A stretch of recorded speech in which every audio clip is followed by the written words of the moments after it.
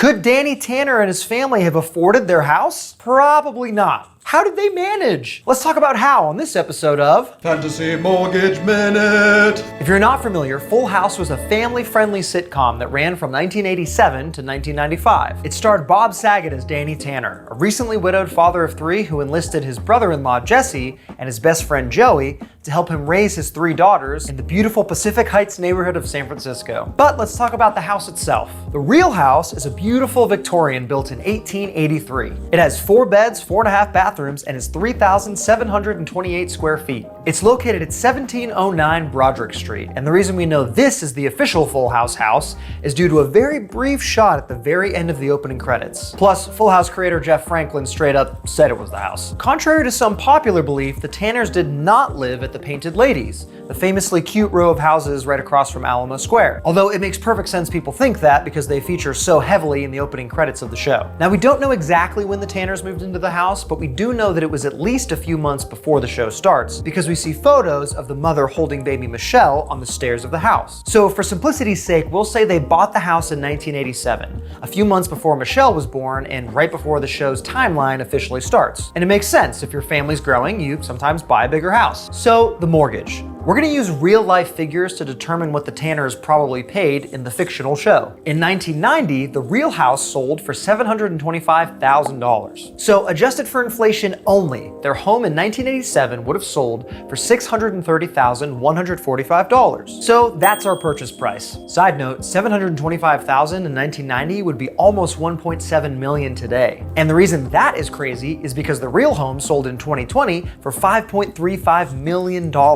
Yeah, home values are wild. Okay, back to the 80s. Now, to borrow that much money, the Tanners would have needed a jumbo loan, which necessitates you put 20% down. So their down payment at a minimum would have been $126,029. And the average mortgage rate in 1987 was, are you ready? 10.21%. 10.21%? How rude. Quote from the show. Whatever. So, with 20% down and a 10.21% mortgage rate on a $630,145 loan, their monthly payment would be $5,161 a month. Woo! For the Tanners, their mortgage costs all in are $61,932 for the year. That feels expensive even now. So how are they affording that in 1987? Well, let's see, shall we? So at the start of the show, Danny has a job as a sports anchor. Median news anchor salary today in San Francisco is $81,662, which would have been $30,836 in 1987. Now you'll notice that is quite a bit less than the $61,000 he needs for his mortgage. But he had Jesse and Joey helping out, right? Let's talk about them. Later in the series, both men end up with pretty successful careers. But for the first couple of seasons, I don't think they were raking in that much money. Jesse, prior to his music career taking off, starts the show as an exterminator working for his father's business. Today, the median salary for a pest control specialist in San Francisco is $69,752, which is $26,120 in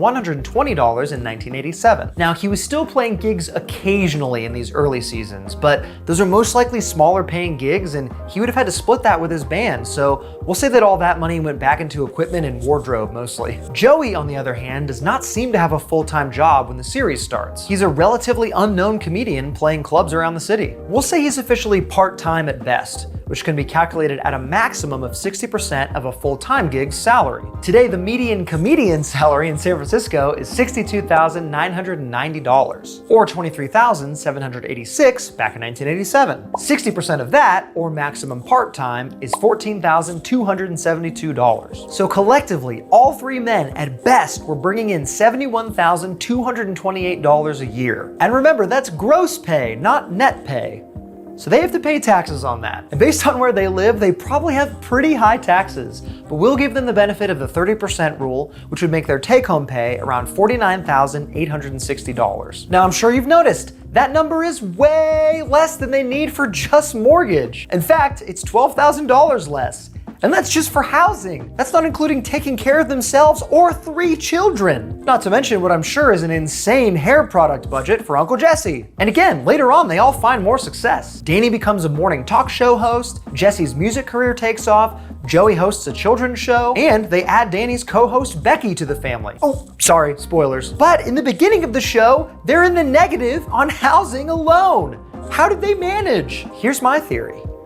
Life insurance. The whole reason this show even happens at all is because Danny becomes widowed. And it's revealed that his wife died in a drunk driving accident. And as the most responsible person in the show by far, I think Danny would have taken out a life insurance policy on both him and his wife, especially after their daughters were born. Plus, in a drunk driving case, there may have been a lawsuit involved, which could have resulted in even more money for the family. But if they moved into the house before the wife passed away, and they couldn't have afforded the home without the life insurance money, could it all have been a setup? No, it couldn't have been, could it? Could it? Don't say that. He wouldn't have. And of course, there's always the chance that they just inherited all the money, or someone gave them the house. But then we couldn't have this video, and that's not very fun, is it? So there you have it. Danny Tanner and his family could not have afforded to live in that house without life insurance money or inheritance or some other non-salary money coming in. But hey, they made it work. And so did we. We got to the end of this video. And if you want more content like this, let us know. And then I'll say, you got it, dude. I'll see you next time. Cut it out. I'm sorry. I need to go to bed.